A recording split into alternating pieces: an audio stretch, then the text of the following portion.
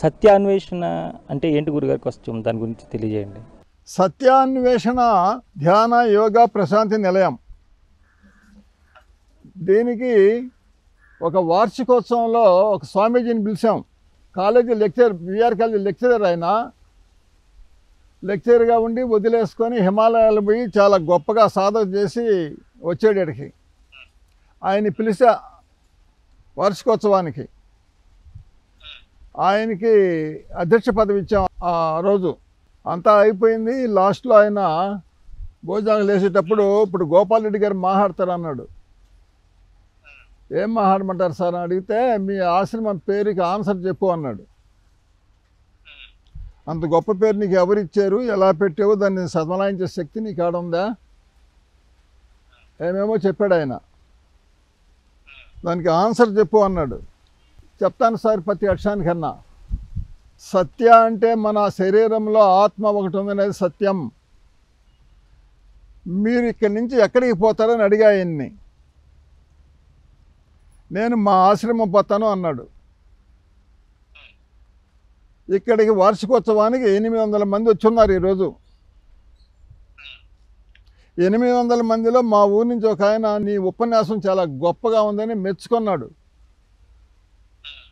మెచ్చుకొని నీతో డిస్కస్ చేయాలని రేపు ఉదయం వస్తానని ఆ మనసులో అనుకున్నాడు ఆయన. రేపు ఉదయం ఇక్కడే ఉన్నాము, రేపు ఉదయం అయిపోయింది అనుకోండి. ఆయన ఉదయాన్నే వచ్చాడు, నీ కోసం రావాలని మెయిన్ రోడ్లో బస్ కోసం వచ్చాడు.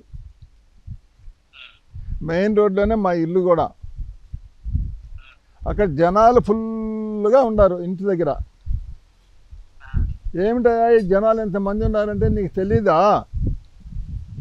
గోపాల్ రెడ్డి ఇవాళ పోయాడు అని చెప్పాడు. అరే గురువుగారి దగ్గరికి పోయి మాట్లాడి రావాలనుకో వచ్చానే, విషయాలని తెలుసుకోవాలని స్వామీజీ కాడికి పోయి ఎట్ట చేయాలా, ఎప్పుడా ఎత్తుబడి అంటే సాయంత్రం అన్నారు. సరే స్వామి కాడికి పోయి మాట్లాడేసి వద్దామని నీ దగ్గరికి వచ్చారు స్వామి. నువ్వేందంటే ఇప్పుడు బాగా మాట్లాడినే స్టేజ్ మీద ఎందుకు చనిపోయాడు ఏంది, నేను కూడా వస్తా పదా అని నువ్వు ఆయన ఇద్దరు కలుసుకొని మా ఇంటికి వచ్చారు. చచ్చిపోయినాడు ఏం చేస్తారు, పడుకోబెట్టారు కదా. నేను అడుగుతున్నా స్వామిని, స్వామి దేనికి వచ్చావని అడిగా. నువ్వు పోయావంటే వచ్చాను అన్నాడు. పడుకో ఉండేది ఎవరు, పోయింది ఎవరు స్వామి చెప్పమన్నా. పడుకో ఉండేది శరీరము, పోయింది ఆత్మ. ఆ పేరుకి అర్థం అది. ధ్యానంలో నువ్వు స్ఫూర్తిగా కూర్చొని చేస్తే నీకు అది అర్థం అవుతుంది. శరీరం వేరు ఆత్మ వేరు అనే దానికి ఆ పేరు అది అని చెప్పా. ఆమె సప్పట్లు కొట్టాడు ఆయన. బాగా చక్కగా చెప్పేవి అని. ధ్యానంలో కూర్చొని మనం చేస్తే దానికి అర్థం బాగా క్లియర్గా అర్థం అవుతుంది స్వామి అని చెప్పా. ఆయన దగ్గర కూడా శిష్యర్కం చేసి వచ్చాను నేను 15 రోజులు. ఆయన అన్నారెడ్డిపాళెంలో ఉన్నాడు. ఆయన చాలా పెద్ద పెద్ద కట్టడాలు కట్టి అంతా దాన్ని బాగా జరిపాడు. ఆయన చనిపోయాడు, లేడు ఇప్పుడు. గురుగారు, ఇప్పుడు ప్రపంచవ్యాప్తంగా ఉన్నటువంటి అతిపెద్ద సమస్య డయాబెటీస్, మధుమేహం, షుగరు, ఇలా ఇన్ని రకాల పేర్లతో ఇప్పుడు ఇది లేనివాడు అంటూ ఎవడో లేరు, ఇది ఒక ఆస్తిలాగా అందరూ పోగేసుకుంటున్నారని చెప్తున్నారు కదా. అసలు ఇది ఒకసారి వస్తే అది పూర్తిగా వెళ్ళిపోయే అవకాశం లేదని చెప్తున్నారు. మరి మీ దగ్గరికి వస్తే దానికి ఏదైనా పరిష్కారం ఉందండి? నేను పోగొట్టేస్తా. షుగర్ అనేది సాయంత్రం తిన్న తర్వాత 2 అవర్స్ పడుకోకూడదు. అది జీర్ణం అవ్వద్ది 2 అవర్స్లో. అది జీర్ణం అయిన తర్వాతే పడుకోవాలి. ఆహార నియమాలని పాటించాలి. ఒక్క పూట ఉడికింది తింటే, అది కూడా మనం జీన్స్లోంచి వచ్చాం కదా, జీన్స్ తిన్నారు కదా, అందుకని తినాలి ఒక పూట కూడా. ఇప్పుడు నా దగ్గర షుగర్ పేషెంట్ని పంపండి, ఒక పేషెంట్ని.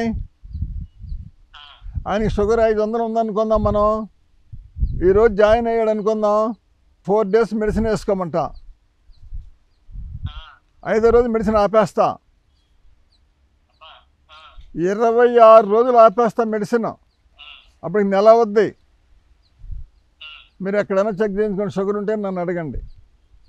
మీరు ఏ ఏ పదార్థాలతో మందు తయారు చేస్తారండి? నో మెడిసిన్, ఆహార నియమాలు, యోగా, రెండిటితోనే. అంటే గురుగారు ఇప్పుడు ఈ రోజుల్లో ఎక్కడ చూసినా రకరకాల క్యాన్సర్ గురించి మాట్లాడుతున్నారు. ఎక్కడ చూసినా అదిగో ఆ క్యాన్సర్, బ్రెస్ట్ క్యాన్సర్, లేకపోతే లంగ్స్ క్యాన్సర్, మరో క్యాన్సర్, ఇవన్నీ చెప్తా ఉన్నారు కదా గురుగారు. అంటే నిజంగానే క్యాన్సర్ అనేది ఉన్నదా, లేదంటే ఇది ఒక రకమైన భ్రమ లాంటిదా? క్యాన్సర్ అనేది మన శరీరంలో కర్క్యూమెన్ అనే పదార్థం లోపిస్తే వసతి క్యాన్సర్, లేకుంటే రాదు. ఆ కర్క్యూమెన్ అనే పదార్థం గోమూత్రంలో ఉంది పుష్కలంగా. డైలీ 50 ml తాగితే వాళ్ళ లైఫ్లో రాదు ఇక వాళ్ళకి క్యాన్సర్ అనేది. తెల్లటి గోవు ఉండాలా, పైన చెండు ఉండాలి. అది పట్టుకున్న తర్వాత 45 నిమిషాల లోపు తాగేయాలి. దాంట్లో పోషకాలు ఉంటాయి, 18 రకాల పోషకాలు. కర్క్యూమెన్ అనేది పుష్కలంగా ఉంటుంది. మీ దగ్గర అన్ని రకాల క్యాన్సర్లకి ట్రీట్మెంట్ ఉందా గురుగారు? ఉంది, యోగా ఉంది, ప్రాణాయామాలు ఉంటాయి. లంగ్స్కి అయితే ప్రాణాయామాలు పెడతాం ఎక్కువ. ప్రోస్టేట్ గ్రంథి అయితే దానికి ఆసనాలు ఉంటాయి. ఇట్లా ఏ పార్ట్లో ఉండి తెలుసుకొని ఆ పార్ట్లో దానికి ఆసనాలు పెడతాం. చాలామంది ఇక్కడికి వస్తారు కదండి. వచ్చినప్పుడు ఇక్కడ ఎలాంటి సమయాల్లో మిమ్మల్ని కలవాలి, ఏ ఆసనాలు వేయిస్తారు, అంటే ఎలా ఉంటుంది మీ ఇక్కడ చికిత్సా విధానానికి వస్తే తెలియజేయండి. అర్లీ మార్నింగ్ 5 to 6, 5:30, 6:30 అది సూర్యుడు ఉదయించే దాన్ని బట్టి మారుస్తుంటాం. ఇప్పుడు నడిచేది 5 ముక్కాలు, 6 ముక్కాలు. రేపు ఏప్రిల్ 1 నుంచి 5:30, 6:30. అంటే గురుగారు ఇప్పుడు ఎక్కడ చూసినా మనం సంతాన సాఫల్య కేంద్రాలు చాలా ఎక్కువ కనిపిస్తూ ఉన్నాయి. ఒకప్పుడు ఇలాంటివి అసలు ఉండేవి కాదనుకుంటా, ఉన్నాయి, ఎక్కడో ఉండేవి. అలాంటిది ఇప్పుడు ప్రతి చిన్న చిన్న టౌన్లో కూడా 3-4 సంతాన సాఫల్య కేంద్రాలు వచ్చేసినాయి. అందరూ వాటి వెంట పరిగెడుతున్నారు. అంటే ఈ సంతానాలు ఏమి అనేది ఎక్కడ ప్రారంభమైంది? ఇప్పుడు వాళ్ళకి సంతానం కలిగే విధంగా ఏ విధంగా మీరు ఒక వైద్యం ద్వారా కానీ లేకపోతే మరొక దాని ద్వారా కానీ వారికి మీరు ఇచ్చే సలహాలు ఏంటి? మీ దగ్గరికి వస్తే వాళ్ళకి సంతానం కలిగే అవకాశం ఏమైనా ఉందా? మా దగ్గర అందరికో సంతానం కలిగి ఉంది. మా పేరు కూడా పెట్టుకున్నారు అందరూ. సంతానం ఎందుకు కలగదు? మగ మనిషిలో అయితే జీవ కణాల్లో కరెక్ట్గా లేకపోతే ఆహారం మారుస్తాం ఆయనకి పుష్కలంగా ఉండాలి కదా. లేడీస్లో ప్రాబ్లం అంటే గర్భసంచి చిన్నదిగా ఉండడం, లేదంటే గర్భసంచికి పోయి నాడులు మూసుకోవటం, లేదంటే గర్భసంచిలో క్రిములు ఉండడం, వీటన్నిటికీ పరిష్కారం మా దగ్గర ఉంది. ప్రతి స్త్రీ హాస్పిటల్కి పోతే గర్భసంచి కోసేస్తున్నారు. గర్భసంచిలో పుండు ఉంది, అది క్యాన్సర్గా మారుద్దినని. వాటన్నిటికి కూడా మా దగ్గర పరిష్కారం ఉంది. ఖచ్చితంగా కలుగుతారు సంతానం. 2000లో చెన్నైలో ఒక గైనకాలజిస్ట్ 4000 మంది కాన్ఫరెన్స్ జరిగింది. ఆ కాన్ఫరెన్స్లో నా స్టూడెంట్స్ కూడా ఉన్నారు, గైనకాలజిస్టులు. వాళ్ళు ఏం తీర్మానం చేశారు? చివరికి యోగాయే శరణమని తీర్మానం చేశారు. అది నాకు ఫోన్ చేశారు అక్కడి నుంచే.